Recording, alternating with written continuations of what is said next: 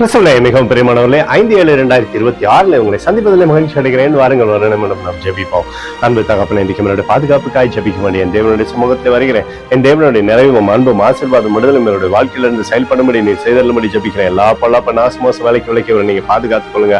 உடைய நீதியின் வலது கரத்தினால் இவரை தாங்கி வழிநடத்தும்படியாய் ஜெபிக்கிறேன். அப்பா, இயேசு கிறிஸ்து சிந்தின பரிசுத்த ரத்தத்தை இவர் மீதும் உன் குடும்பத்தின் மீது செய்கிற சகல காரியத்தின் மீது பூசுகிறேன். ஆகவே இந்த நாள் முழுவதும் மகிமையின் ஆசீர்வாதம் இவருடைய வாழ்க்கையில் இருக்கும். நிறைவானது இவருடைய வாழ்க்கையிலிருந்து அற்புதத்தை நீர் செய்தல்லும்படியாய் ஜெபிக்கிறேன். தகப்பனே, யூதா 1:2 படி உங்களுக்கு இரக்கமும் சமாதானமும் அன்பும் பெருக கடவுது என்று சொல்லி எழுதப்படக்கூடிய வார்த்தையின்படி ஆண்டவரே, உம்முடைய இரக்கமும் அன்பும் சமாதானமும் எப்போதும் அவருக்கு இருந்து செயல்படும்படி செய்யுங்க. பாதுகாத்து வழி நடத்துங்க. இயேசுவின் நாமத்திலே ஒப்பு கொடுத்து ஜெபிக்கிறேன் நல்ல பிதாவே, ஆமேன்.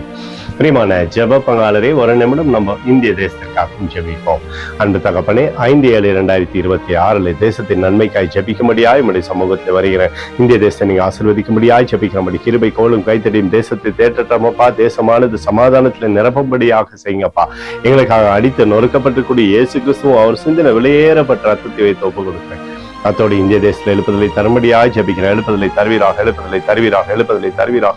எழுப்புதலை எங்கள் கண்கள் பார்க்கும்படி நீர் ஆசீர்வதிக்கும்படி ஜெபிக்கிறேன். நேற்று மீண்டும் என்று மாறாதவராகி இயேசுவின் நாமத்திலே ஒப்புக்கொண்டு ஜெபிக்கிறேன் நல்ல பிதாவே, ஆமேன். பிரியமான ஜெப பங்காளரே, ஆண்டவர் நம்மளுடைய ஜெபத்தை கேட்டுட்டார். இந்த நாள் முழுதும் கர்த்தராகிய இயேசு கிறிஸ்துக்குள் நீங்கள் வளரும்படி வாழ்த்தி ஆசீர்வதிக்கிறேன். ஆமேன்.